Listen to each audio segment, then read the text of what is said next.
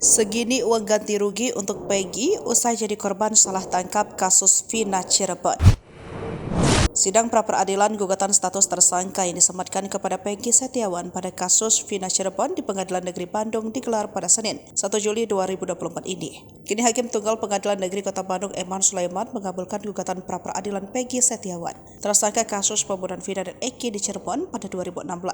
Artinya penetapan tersangka Peggy tidak sah. Jika Peggy merupakan korban salah tangkap, maka Peggy berhak mengajukan tuntutan ganti rugi kepada Polda Jabar. Peggy berhak mendapatkan ganti rugi secara materi. Ganti rugi secara materi ini tertuang jelas dalam pasal 95 Undang-Undang Nomor 8 Tahun 1981 KUHP yang berbunyi, tersangka, terdakwa atau terpidana berhak menuntut ganti rugi karena ditangkap, ditahan, dituntut dan diadili atau dikenakan tindakan lainnya tanpa alasan yang berdasarkan undang-undang atau karena kekeliruan mengenai orang atau hukum yang diterapkan. Dijelaskan dalam pasal tersebut, tersangka atau ahli waris, dalam hal ini keluarga, bisa mengajukan tuntutan atau salah tangkap sesuai dengan putusan dari pengadilan yang menangani perkara.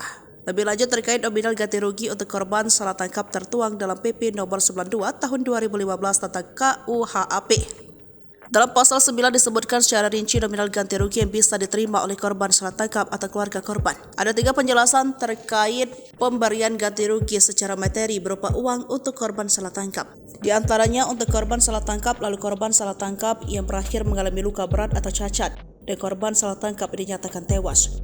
Pada ayat 1 jelaskan jika korban salah tangkap dalam sebuah perkara bisa bebas dan menerima ganti rugi uang paling sedikit sebesar 500.000 dan paling besar senilai 100 juta.